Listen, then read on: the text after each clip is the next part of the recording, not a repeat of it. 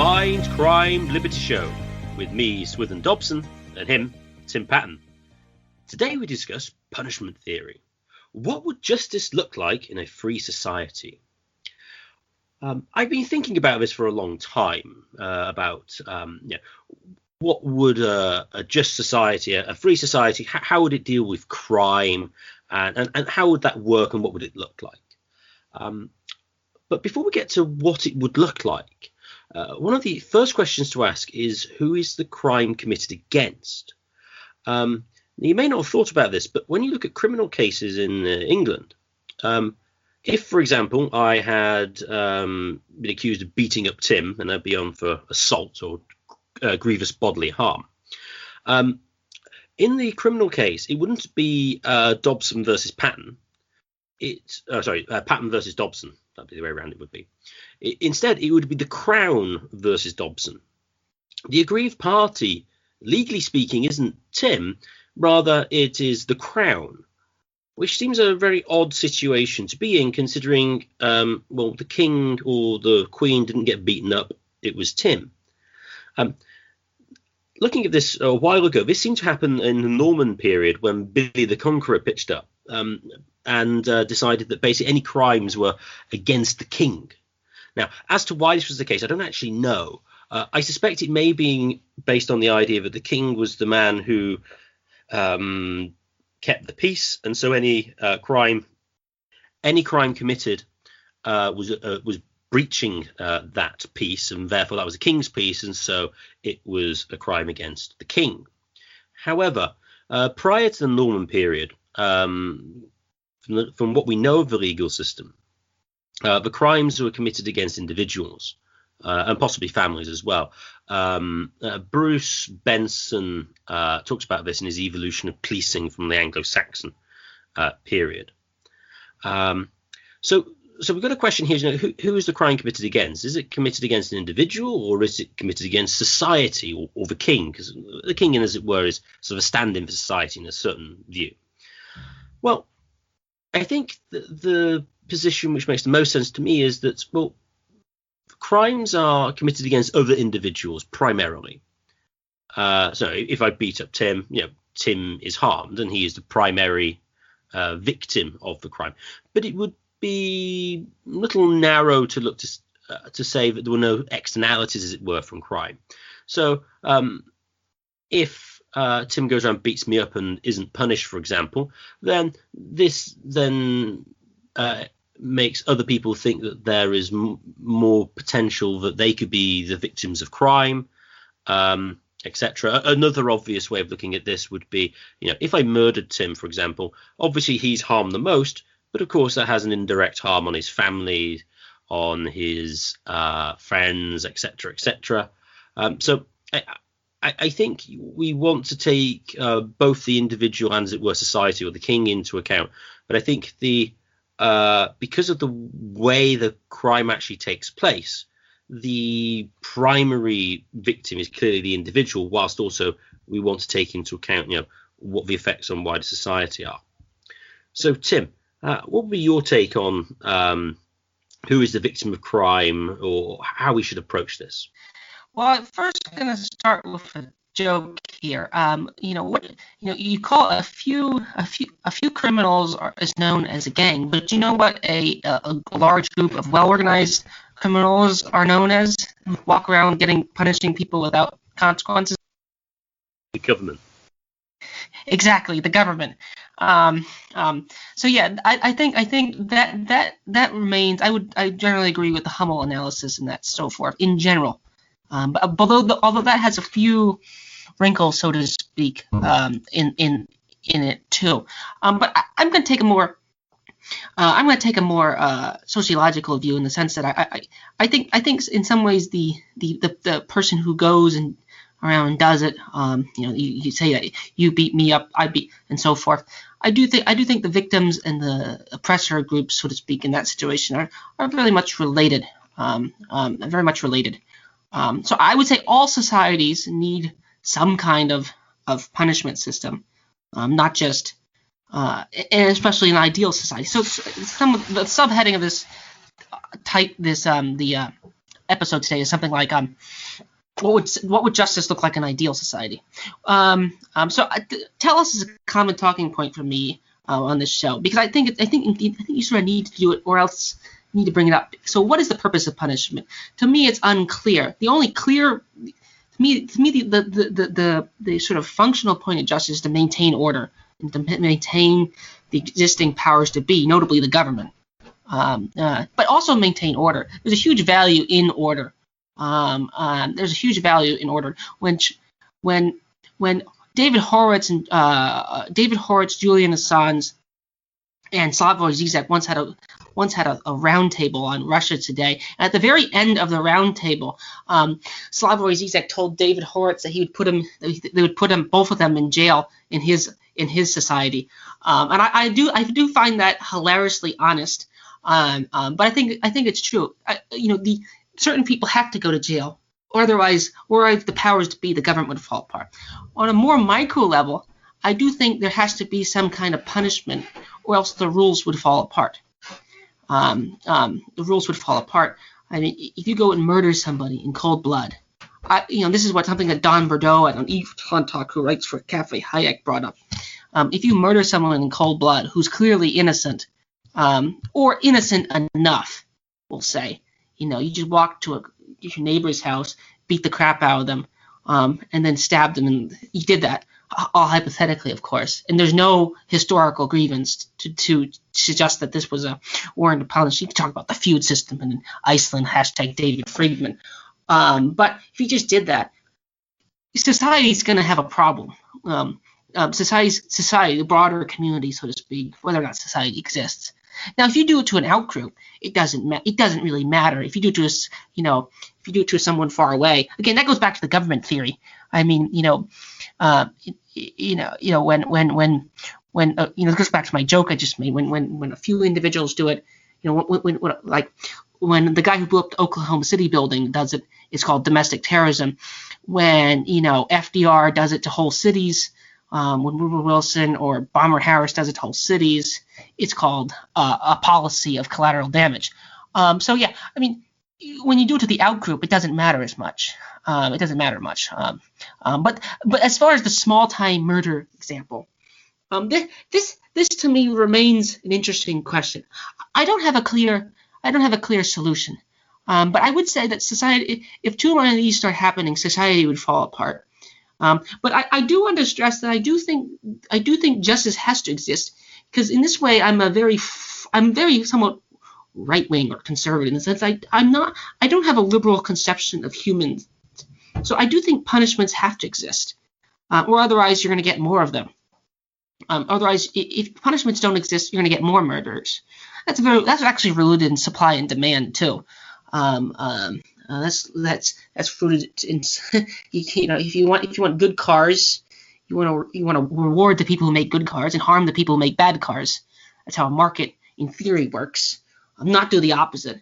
So I do think all societies, to be known as a society, would have to have some kind of internal thing to deal with the people who murder the clearly innocent people. That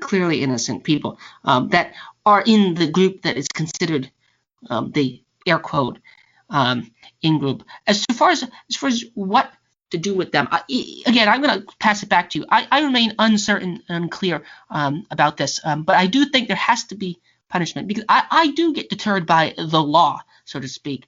I do get deterred by it. There are people that I would again, I could be different. If things were different, how different would they be? Who knows? I mean, maybe in a society without prisons and speeding tickets, I would actually drive slower, and would there be that's possible. But then again, there's people like my middle school teachers and various other people that I do not like. Now maybe the Amish or the Quakers or some of the low Calvinists would reform me to be a pacifist or some mild pacifist, and I said violence is not the answer. There's ways I could get reformed. But I do think a justice has to exist. So Swithin, what do you think of my characterizations and my joke to start my line of commenting? Swithin? Oh yes, your joke is spot on about the government. It reminds me of another line. It's not really a joke as such, but which is All the low IQ criminals are in prison. All the high IQ criminals are in power, which does seem to be somewhat appropriate to a large extent. I would agree with you on the macro level that yes, there needs to be a way of regulating order, because without that you will get bad anarchy. You're going to get disorder, which means that you're not going to be able to coordinate action in socially constructive ways, and so exchange breaks down, division of labor, etc. So that's all clearly a bad thing. The question arises, though, what really is the primary purpose of it? Is it on that kind of macro level, or does a more sort of narrower, more individual lensed view, will that give you the good stuff we want from social order, whilst also, as it were, being more just in a sense? Because taking the sociological view that you do, primarily focuses on, well, maybe not primarily, but largely falls on what you might call deterrence theory of punishment. Why do we want to punish people? Well, just to deter other people from being criminal. And clearly that is a function of something you would want a punishment to do. You would want people to see, you know what, that is something I shouldn't shoot somebody I don't like because I'm going to get beaten up by the courts, or I'm going to be in prisons for 20 years. I mean, clearly that is something that is valuable. Although I think the deterrence theory generally has the same objection. Taken on its own and in isolation, has the same sort of worries and concerns you have with like a general, more consequentialist view of morality, which is, well, if we were to so what you could say is, what we need to do to deter people is we just need to find somebody and just prosecute him, create a fictitious case against him to make him look guilty, and then prosecute him, let's execute him, because we can't have a crime that went unpunished because we couldn't find anyone who did it, because that would then break down the trust in the system and people would think they could get away with crime. So that would be my worry of focusing solely on deterrence theory, because you could plausibly create situations in which punishing innocent individuals would be good on a deterrence basis. After deterrence, so you broadly speaking got two other purposes for punishments that are traditionally sort of wielded out. You've got reform, and you've got retribution, really. I mean, people might quibble on my term retribution, but I'll develop that in a second. Again, let's start with reform, though. I mean, clearly you would, it would be nice with your punishments that once you've doled them out, the person you have punished then goes, you know what, probably won't do that again. That could be deterrence, or they could realize, actually, beating up or stealing the neighbor's car, I've realized actually that's just screwed their entire life up. Didn't realize it would do that. You know what? Probably not going to steal people's cars again. Clearly another thing you want. It's another good outcome. You want that to happen. But to focus just on reform really goes into something you said earlier, which is, I think, is the focus on, treats people well as if that people aren't bad. They're just sort of mistaken, and in a sense that crime is a disease. This really gets to what I find deeply annoying in many cases, but the way people who are clearly criminal, it would seem from reporting, at least assuming it's accurate, and deliberately did their action, then claim mental illness as a way of going, well, crime's merely a disease, and we should focus on making me better instead. And I think when you focus purely on the reformation point of punishment, it turns the criminal justice system into a sort of therapeutic therapeutic progressive institution where we're focusing on trying to reform individuals and make them good people, as opposed to treating them as responsible individuals who have freedom of the will and have autonomy and control over their actions, which they can dispose of in good or bad ways, and we can punish them if they do them badly. So again, I think reform is good, but again, we do not want to be the primary purpose of punishment. So obviously I have one left from the three I've mentioned, which is the one I'm going to focus on, which is of course then retribution. We want punishments to be just, we want them to be proportional. The amount of harm you are going to inflict on somebody else is inflicted on you. We want this to be even. I think that, I mean, people have a sense of, oh, the right thing was done. I think there's sort of this base level of justice, which people go, yeah, you know what, that was the right way of going about things. You know, that guy, you know, he dug up his father from his grave and threw him in the sea. You know, that kind of seems like a very deviant act, which requires much. Well, that's slightly different than typical examples, but that's something people think was wrong, and there should be something that should be done. And then, if that's satisfied, then you know they feel like justice has been done. So I would say that without the retribution criterion, which to a large extent you could say is a proportionality criterion, I think the whole thing kind of falls apart by going too much in the progressive position or too much in the, well, we just need to punish anybody for any crime because we can't make it look like crime can pay in certain situations where no one is punished. So the question then arises, you know, what is an appropriate punishment? What is a pure sort of retribution position? What is proportional? And I think really the two theorists, or well, the original theorist who seems to have this the most right was Rothbard, and following him Walter Block, with his two teeth for a tooth. I think that's what Block calls it, theory of punishment, which is quite simple to develop. The first plank of it is restitution.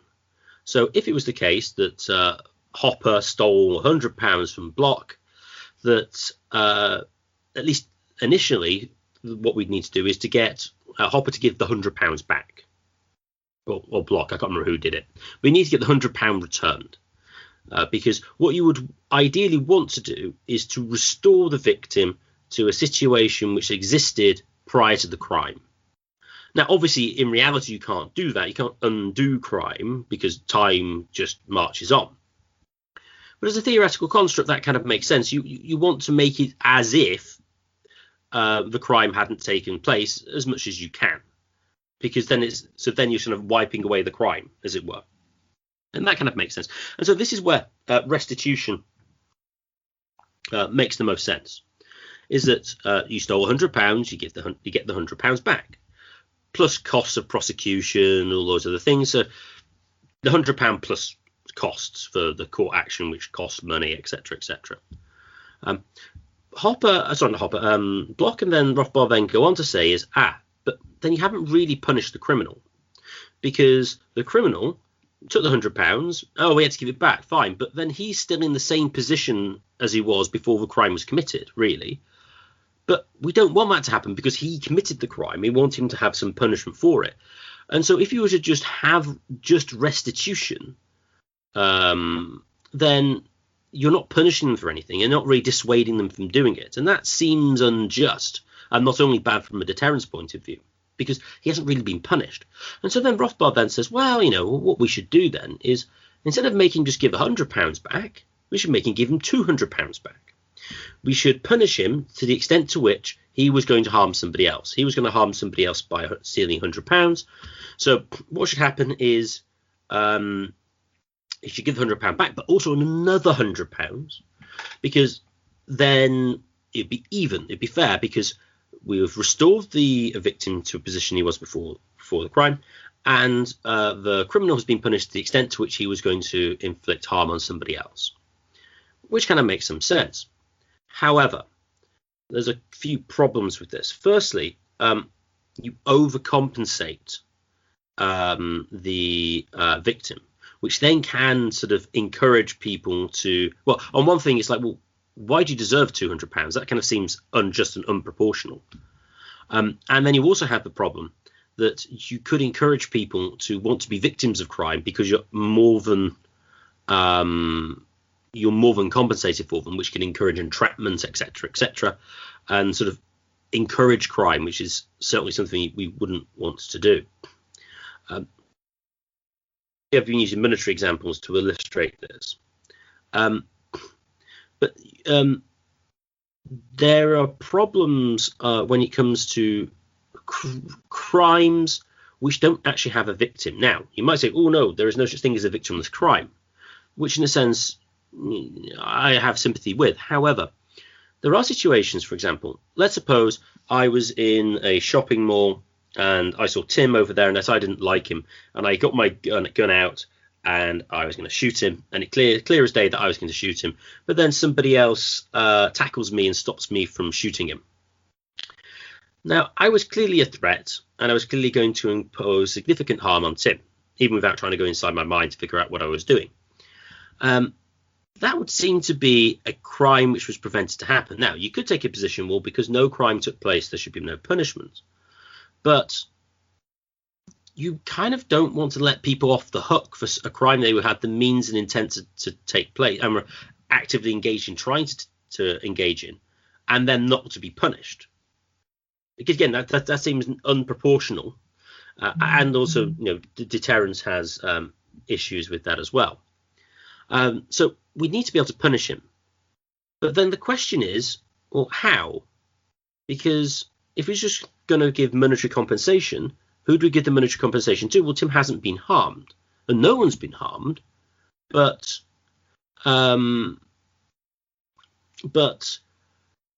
so we can't restore anybody. And then the question, well, who did they give the money to if they're going to just do financial penalties? And if it was a third party, well, they're not being harmed anyway, so they get money for something that they haven't had any injury to cause the compensation to be given. So then you have a problem. What do you punish them with? So I think really, even based on the Rothbardian position, you really have to move away from just financial penalty to kind of more traditional punitive penalties such as prison, corporal punishment, execution, etc., because it has the problem of double compensation, and it cannot adequately deal with certain actions which we would generally consider criminal, and you can't actually reasonably punish them. So, Tim, any comments on my sort of ramblings on purposes of punishments and what appropriate punishment would look like? So, first of all, I want to get out of the way ahead of time that almost everyone properly stated believes in some form of punishment. Take Dylan Roof, the guy who shut up the black church in the United States. I wonder if all these prison abolitionists, I'm fine with the prison abolition movement in theory as long as everyone's okay with Dylan Roof and no Nuremberg trials. So, get rid of those. I'm fine with, if you state it properly. I'm fine with people in general agreeing with, so people say, oh, why do you want to punish people? Isn't that a little mean-spirited? Well, let's take the boogeyman you don't like and ask, do you want to punish that boogeyman? Okay, so I think a lot of people think punishment, or take the example of the black woman getting raped by some evil white guy. Like, you state that to feminists, they think, oh, clearly they should be punished. They clearly thought they wanted to punish Brett Kavanaugh. Whether or not he did it is of some unclear thing. But although Tara Reid, Joe Biden is interesting, they didn't go after him. But nonetheless, most people do want some kind of retribution. And you say, well, why are you going to chain them or give them the bed of nails? So punishment and retribution exists even in anarcho-syndicalists and, of course, in Stalinist Russia. There was all sorts of draconian punishments given for all sorts of actions. So that doesn't need, so in actual existing socialist societies, it existed. It's not, I don't think it's some creation of punishment, retribution is not some sort of creation of the West. You can find punishment in Mayan and Incan societies as well, which are non-Western. So yeah, the punishment exists. Most people think it's inferiority. Now, there's a few people that might not. Maybe the Amish, maybe some Quakers. Interestingly enough, some of some there are sort of loopholes in Calvinism that sort of seem to imply all sorts of nefarious consequences, in the sense that if you believe in unlimited, if you believe in a grace, in some ways, is God loaning money out to people and selectively not loaning out the grace to others, and loaning it back to Him in the sort of payment through His Son. Okay, so again, I'm an unchurched agnostic, but I think I have to bring in the theological tones, because we don't live in Amanda, we don't live in China, we both live in historically Protestant countries, or somewhat Protestant countries. Church of England's a little different, but in general, when I work a lot, I oftentimes think it's a kind of punishment. You get this in the now again, some people say, well, work is supposed to be meaningful. You see that by the sweat of thy brow they will eat thy bread, is in Genesis. I do think work is sort of in a way a part of the punishment. Again, somewhat unchurched agnostic here speaking, but I do think that punishment exists. Most people agree with it. We have a history of doing it. Other societies have a history of doing it as well. And actually, in Protestant societies, you get also the moral crusade, so to speak, like the war on drugs, like the war on prostitution, like the war on alcohol, like the war on all sorts of other licentious vice behaviors as well. And that's actually where what libertarians call victimless crimes come. So you have the prostitute. She, by all means, is basically free to be a prostitute. Now, of course, some of the left sociologists will say, well, she's stuck in a capitalist system. She has to, again, that's true for everyone. That's true for the day laborer who works who has to mine coal in the Soviet Union as well. That's true for lots of people. That's true for the hunter-gatherer who has to go out and fish. So we're all stuck in some system. Some of it is social, but, so you take the obvious example of a free prostitute, and you take the obvious example of a free customer. They both come together. They do the thing. Let's say they do it, and then Gary North Inc. shows up. Now maybe it's not Gary North Inc. We'll actually be more sympathetic to him. Let's say I can't think of someone. Let's say Anthony Comstock. I think that's the guy who did the thing in the United States. Let's say he shows up. Now he's going to say there's a victim. This is a crime. This should be punished. Or let's say someone's going to get a drink. There's obviously a guy with a brewery here, a guy who wants a drink. This is where the victimless crimes comes up. Where's the victim? I actually, in a way, in theory, agree that there are consequences to certain acts that people call in this nebulous zone. I do think, in theory, that if you take a strict interpretation of, let's say, Christianity, that prostitution is, in theory, immoral, and actually anything that's immoral should be punished, in theory, again. And again, the same way with, drug use. The Soviet Union, from my understanding, had some laws against certain drugs as well. I could be wrong about that. I don't know that precisely. But they clearly... here in our side, I do think there are problems of social externalities that come from drug use. Both Malcolm X and Martin Luther King, for example, thought that people shouldn't use drugs. Interestingly enough, we did an episode of Malcolm X as a conservative in some ways. He thought that Frederick Douglass also thought that drug use was bad.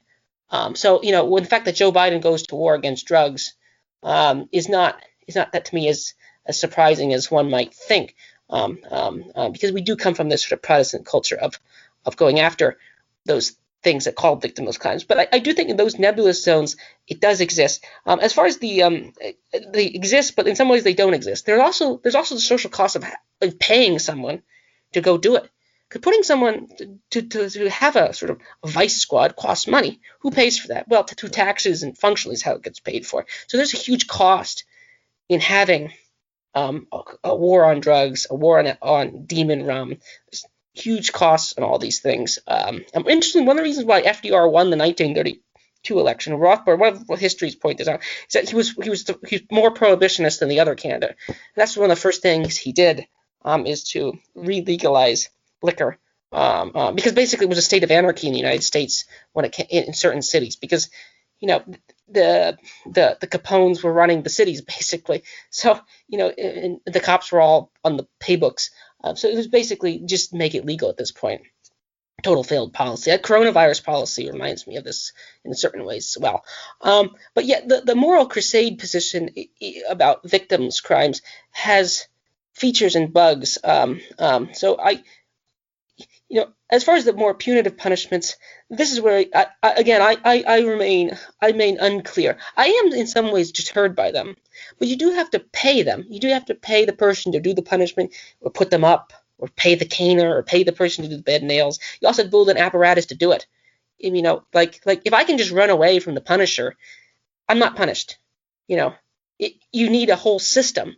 Like you need, and this is actually something that some people say libertarians, some libertarians, some statist minarchist libertarians sometimes say to anarchist libertarians that yes, private courts exist, but like private arbitration exists, but there's a state behind it forcing it.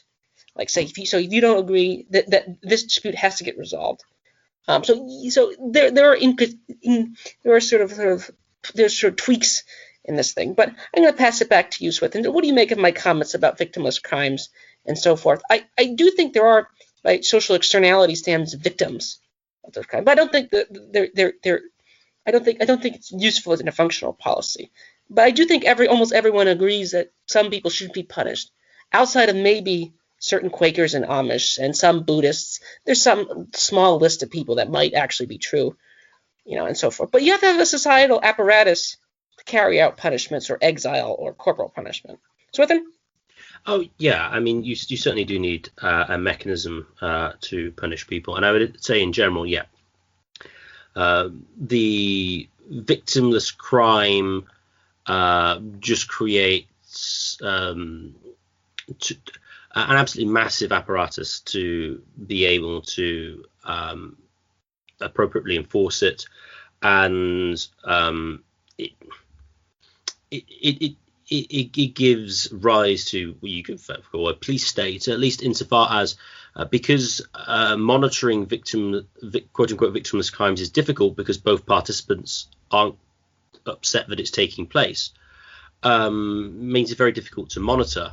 And so then there's calls from the police to be able to have more power to monitor transactions and things to try and find the crime. So my understanding is one of the major causes behind the reduction of financial privacy was the war on drugs in the 1980s, because you wanted to be able to follow the money. And if you couldn't force the banks to give details to people who didn't have a charge against them, they were just collecting information, well, then they wouldn't be able to do it to charge them with anything. I may have told this one before, but what's of interest in this regard is Alfred Hitchcock's version of Dial M for Murder. The cop who is the protagonist complains at one point that he can't get any information from about the financial data of one of the suspects because the bank simply won't give it to him. So the relationship with sort of like what banks would give information-wise to quote unquote the authorities has changed significantly. I think that's primarily because of the war on drugs. At least that's my understanding. So yeah, I mean they are bad and they're very expensive. But you are right that any punishment system is going to be expensive. Beyond restitution. You're just going to have a problem. However, there's more expensive and there's less expensive.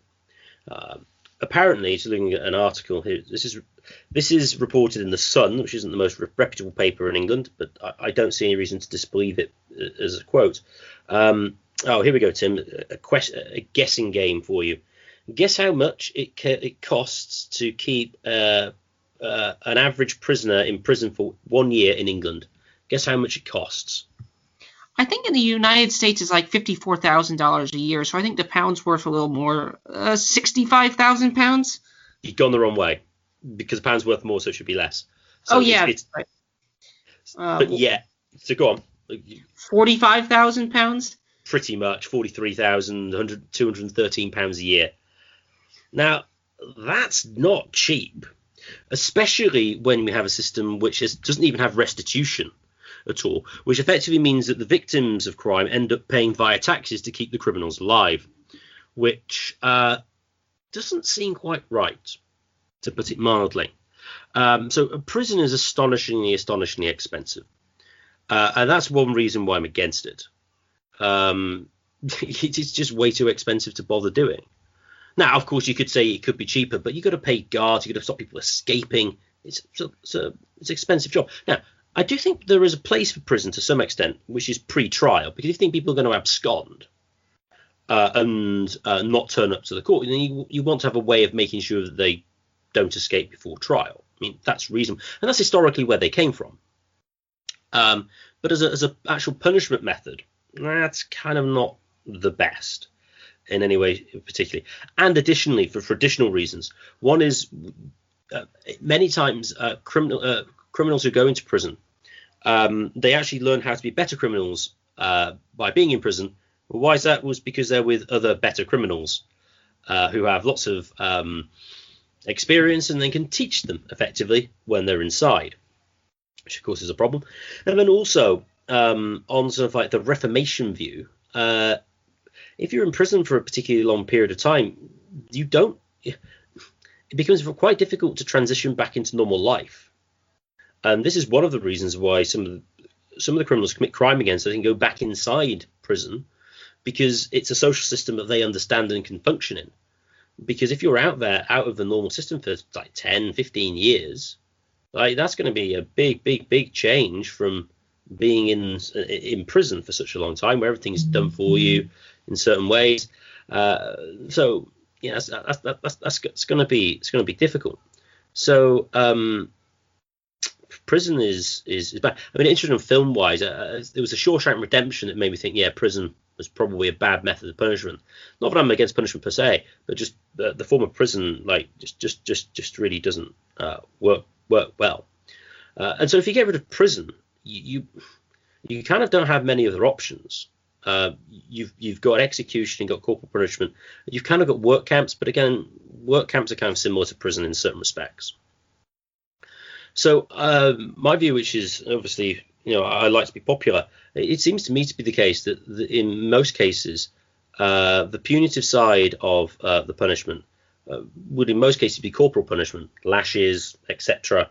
That would seem to be the easiest way of doing it. One, it's relatively cheap because you get basically you bring back a torturer effectively in a certain way. And you pay him, he's relatively skilled in a certain respect, but you pay him for his job. What does it take? Half an hour? Pay him for half an hour. The criminal leaves, probably gets some medical treatment which he has to pay for, and he goes on his life. The punishment is swift. We know it's happened, and then you can carry on and try and get a job and be a functioning member of society. The individual is paid, restored the party with their full compensation, although that might not happen, which is a problem I'll get to in a second.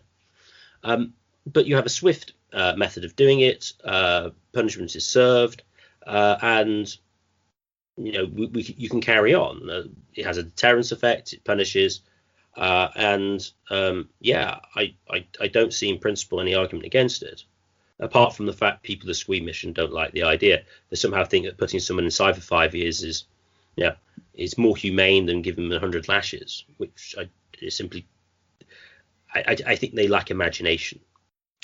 Now, when it comes, though, to restitution, which point I should have mentioned is, you could have a situation where somebody does property damage to the tune, or not necessarily just property damage, because if I beat him up, I'm going to pay him compensation. Now, obviously, there's a problem here of figuring out how much to pay him.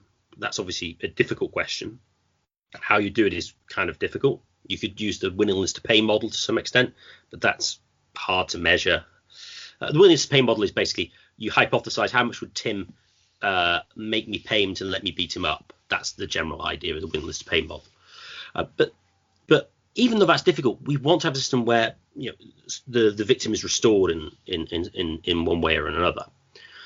So even with like physical crimes, like beatings and whatever, you want to be able to work out a monetary compensation figure, or some sort of property transaction. Because I suppose you could say, well, I'll take your house. Oh, okay, evens, fine. You could do that. But then we have the problem though of, well, let's suppose that I can't afford to pay Tim enough for beating him up, which has a problem because I'm not fully compensating him. Well, I think that the solution then is, again, I like to be Mr. Popular, is indentured servitude. Well, if you think I'm not going to abscond, I could just do my normal job and basically pay a tax, as it were, to Tim until I paid off the debt. Or if you think I wasn't going to do it, then you might want to limit my employment to some organization or a place that kind of housed me in a certain way, and I was tagged so that I'd make sure I worked and the money was paid back to Tim until he was fully restored. That would be the only way to do it. Now, this is different from a work camp. I would say before, I did mention I didn't think they were that great, because the purpose of this sort of system isn't so that I'm punished as such in a punitive way. It's so that I can actually pay the restitution. Whereas the work camp was more of a case of, no, you're doing this because we want to punish you. It's more on the punitive side of the two teeth rather than on the restorative side of the two teeth. So if you can't fully pay the compensation, then of course indentured servitude is the way forward. I may as well check it in now. When you come to murder, for example, you can't restore them, and you have a problem. What can you do? Well, Robert Nozick has the resurrection machine, which is really the just thing that should happen, is the murderer should be executed and you should resurrect the deceased who was innocent. Obviously, that doesn't happen. So what do you do? The only thing you could really do is to give all the assets of the criminal to the victim's family. That'd be one thing to do, the entirety of it. And then the question is, what's the appropriate punishment? Well, it would seem that the most proportional punishment for murder is execution. I think following that, the most obvious thing to do is restitution of all your assets, but then make them swing. Again, I think that would fulfill. Well, I suppose you could say it doesn't fulfill so the reformation purpose of punishment. Although, if you take a more theological approach, then I suppose you could say that gives you some time to repent before seeing somebody you may not want to see after being swung. So that's why I don't think prison is any good, and why really what I think makes the most sense is more sort of physical punishment, even though that doesn't seem particularly popular. Tim, any thoughts on my ramblings? I'm going to start with the physical punishments. First of all, I entirely agree with Michel Foucault. In some ways, I'm a right-wing Foucauldian in this regard. Is that prisons are worse. Prisons are in some ways more draconian punishment than the old, stretching a person or bed of nails type or lashing. I would argue they're much more draconian and expensive. And actually, mass incarceration itself is a modern phenomenon, to the extent that it's a phenomenon. Now, you could argue that maybe the whole feudalist Russia was a penal colony, but I don't entirely agree with that. I think in some ways the serfs had a lot of holidays, and so forth, and they were all so unless or maybe all the people under some Eastern type style emperor were Far East style emperor were all just serfs, unless you want to see that as a giant prison. But even there, I don't entirely agree. So I agree that prisons, are basically a modern phenomenon that only happen in modern industrial society. I mean, the first time that people went after these things in full throat like this were like in modern parts of the Europe and so forth. It wasn't really feasible in any way. You could burn the whole city down. That's possible. Fill it with salt or something. Salt the land or something like that. That's possible. But you can't do some collective some semi-precise action. So that's because it fit the 50,000 or whatever pound dollar number is just not affordable in most times. So that's first. Second, it's worth pointing out that Hoppe, and this goes back to restitution. Hoppe had his parents. I don't know if the grandparents or parents were East Germans. I think East Germans, and they had property that was expropriated from them. I don't know who did the expropriation. It might have been the East Germans. But when they reunified, they tried to get it back, and they told him that it was only at market rates that the government would set. So I mean, this hashtag, we did an earlier episode way almost a year ago at this point with Walter Block on reparations. And one of the questions I asked Walter Block was, sometimes reparations would go all sorts of weird ways. And nobody asked the question clumsily at that time, but I think there are certain ways in which, and Hoppe himself said, well, he's a generous person. I would call this functional pacifism in that regard. Hoppe has a claim to land in theory under, again, now you can say, well, land homesteading theory has problems. It probably does have problems. Anarcho-syndicalist to me has the same problems that land homesteading theory has as well. It's worth pointing out. So nonetheless, I'd say anarcho-Marxist homesteading theory, the idea that workers own the means of production. I mean, how do you deal with newcoming workers? How do you deal with other firms that want to do it different levels? That's the problem. But so Hoppe has to be a functional pacifist. He's a generous person. That's what he said. There's a great YouTube video on him. Someone asked him about this. So there's a certain way. Well, some things, and actually plenty of crimes go unpunished. Take a crime that's going to go unpunished. My home state implemented a never round of restaurant closures. There was a restaurant I wanted to go to. The restaurant owner wanted to serve me, but the first week they let them all get away with it. Okay, but the week two, the stupid Democratic governor sent in all their goons, and said that if you don't shut your restaurant down, we're going to start fining you and take your license away to serve, like your liquor license, which is very important. Hashtag regulatory state, and that's another thing. So by definition, all the rest, they all had to back down. Most restaurants back down. Now again, maybe there's some lawsuit in the future that would retroactively, but I doubt it. No one's going to pay for all those crimes that happen. So that to me is a crime that has a huge victim. But in that regard, like Hoppe, we have to be functional Amish. The Calvinists tried to the Lutherans tried to drown us, but there's no point of going back to Germany and asking the descendants of the Lutheran state to pay them. It's just it's water under the bridge, so to speak. So restitution to me is complicated in that regard, functional, and there's plenty of examples where people don't have the money to pay. If I break a really expensive item, okay, I can't afford to do that. It would take 5 generations to pay it back.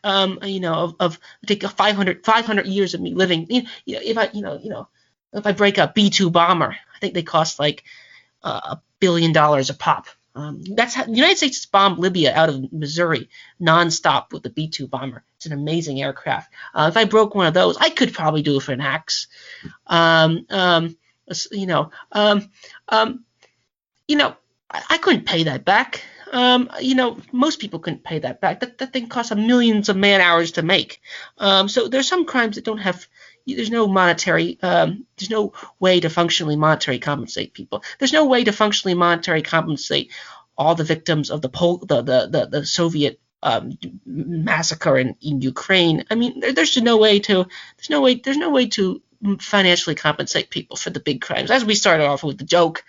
But as for the small crime, I would in theory agree that some form of that is, but I think you can get carried away with this. And this goes back to theological issues. I mean, one of the criticisms that you can make of Christianity is in some ways it's an inherited punishment. You do punish the children for the sins of the father.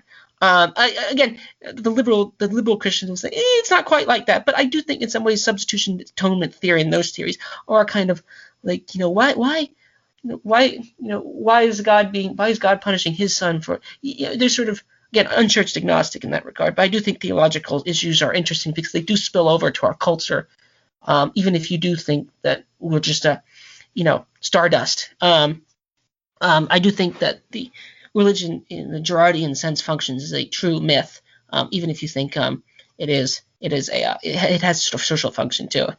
So yeah, I don't see any clear solution, but I would agree. Michel Foucault, right-wing Foucauldians would agree that prison and stuff, but that interestingly makes the more draconian punishment the modern punishment. So yes, prison deters. And that's going to bring my third name. Austin Peterson, who's one of the Libertarian Party nominees, he debated Tom Woods on minarchism. He's a minarchist. And one of the things that Austin Peterson said was that actually the state does deter people from crimes.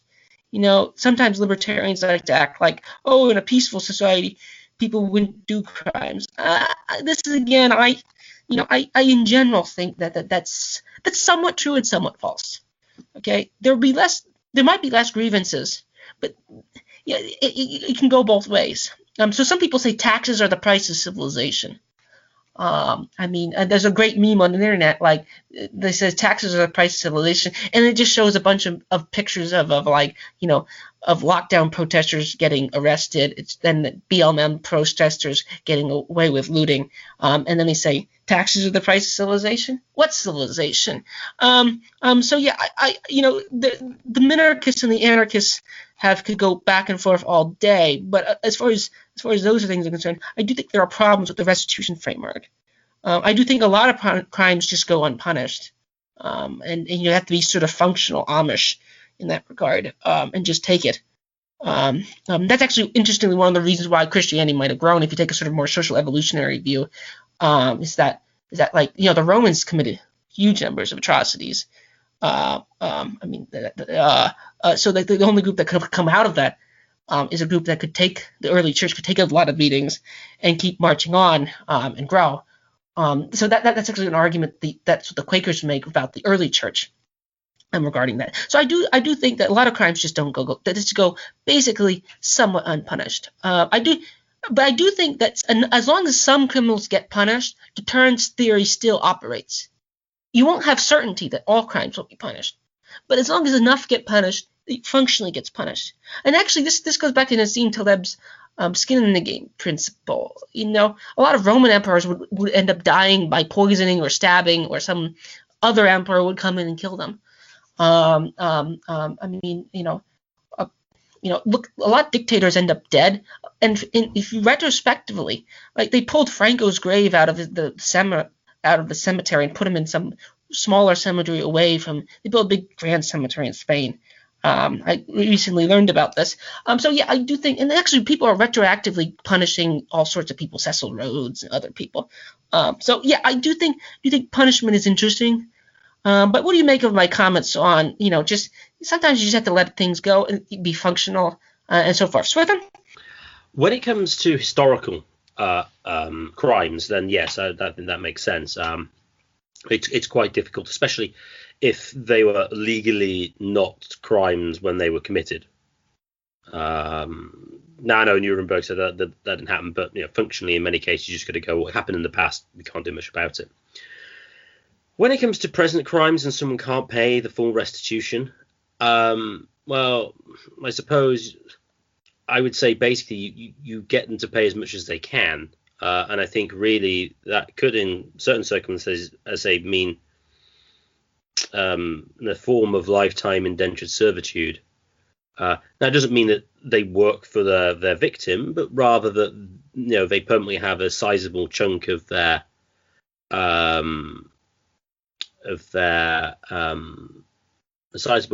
income being sent to the victim. Now, this might end up being a small fraction of it. That's true. Might not be all of it. That's true. But I think a system where at least the victim gets some form of compensation as opposed to none is distinctly preferable to the current situation, where victims of crime don't get anything. Like they have the privilege of paying taxes to keep the perpetrator of the crime alive. So even if he gets some, we're going to a better situation. So those would be my position on those. So I think you were going to mention, you didn't. Tim, what do you think about my somewhat more violent punishments in addition to restitution? I think you said you were going to comment on that.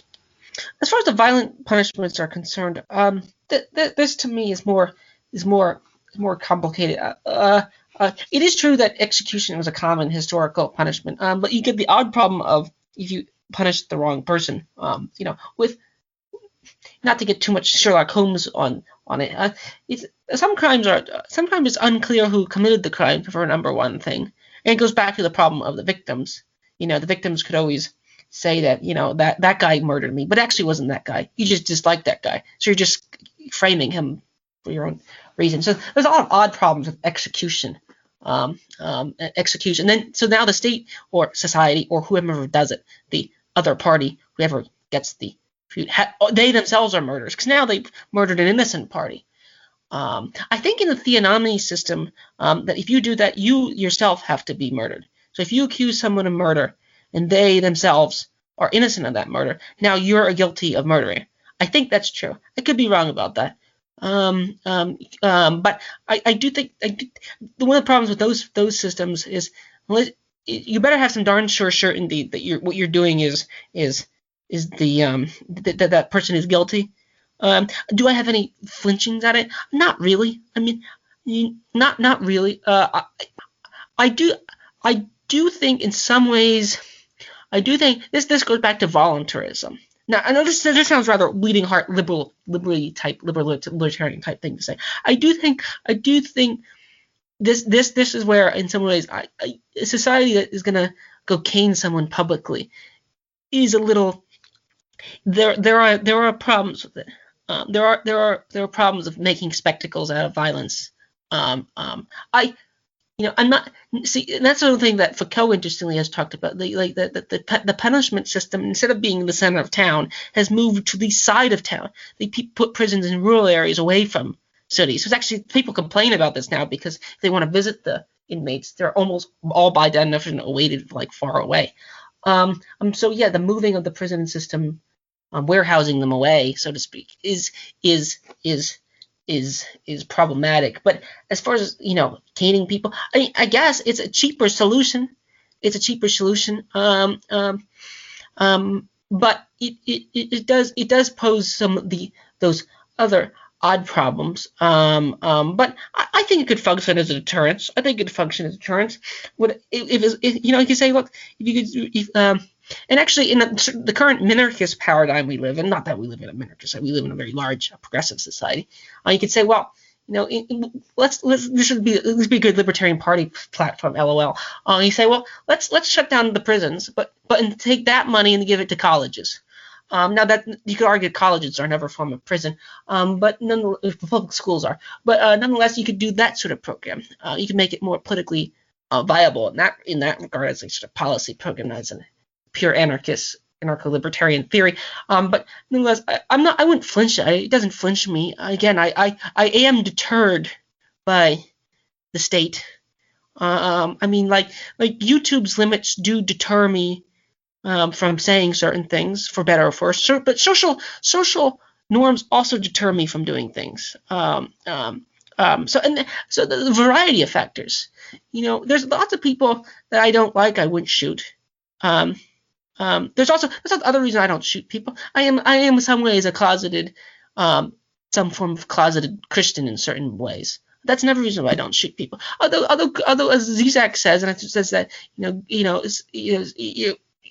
plenty of Christians have done things. You could easily deduce, if you take an angry Calvinist framework, that the government, or an angry Catholic framework, the government should go out to punish. And hashtag Ed Fezer, Holy Roman Empire type sort of situation. The state needs to exist to punish.